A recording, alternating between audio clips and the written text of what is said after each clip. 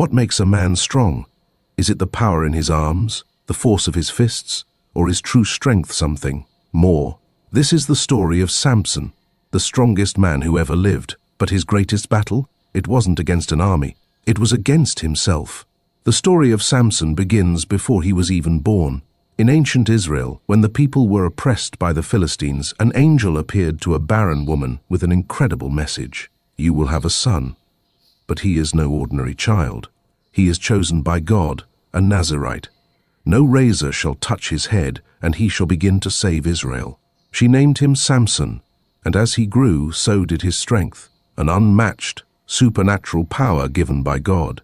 From the moment he became a man, Samson's strength was legendary. He tore apart a lion with his bare hands. He took on entire armies with nothing but the jawbone of a donkey. The Philistines feared him. He was unstoppable. But Samson had a weakness, not of the body, but of the heart. His desire for women, his impulsiveness, his pride, it all led him down a dangerous path. Despite being chosen by God, Samson often chose his own way. And then came Delilah. The Philistines, desperate to bring Samson down, found his weakness, love. They sent Delilah, a woman of stunning beauty and cunning charm. She whispered sweet words, gained his trust, and then, with deceit as her weapon, she asked, "Tell me the secret of your great strength." Samson resisted, once, twice. But love can make the strongest man weak. He told her everything. "My strength is in my hair. If it is cut, I will be like any other man." That night, as he slept, Delilah called in the Philistines. With a single stroke of a razor, the unthinkable happened. Samson's strength vanished. His enemies seized him, gouged out his eyes, and dragged him away in chains. Now, a blind, broken prisoner, Samson was mocked and beaten. The once mighty warrior was reduced to a slave, grinding grain in the depths of a Philistine prison. But in that darkness, something began to change. His hair began to grow again. And more importantly, his heart turned back to God. One day, the Philistines gathered for a great feast to celebrate their victory over Samson. Thousands filled their grand temple, laughing, cheering. They brought Samson out to mock him, to humiliate him before their God.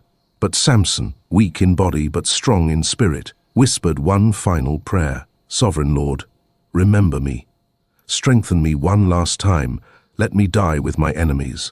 With his hands on the temple's pillars, he pushed with every ounce of strength left in him. The ground trembled, the walls cracked, and in one final moment of power, Samson brought the entire temple crashing down, destroying more enemies in his death than he had in his life. Samson's story is one of strength but also of weakness, of victory but also of failure. He was chosen yet flawed, powerful yet reckless.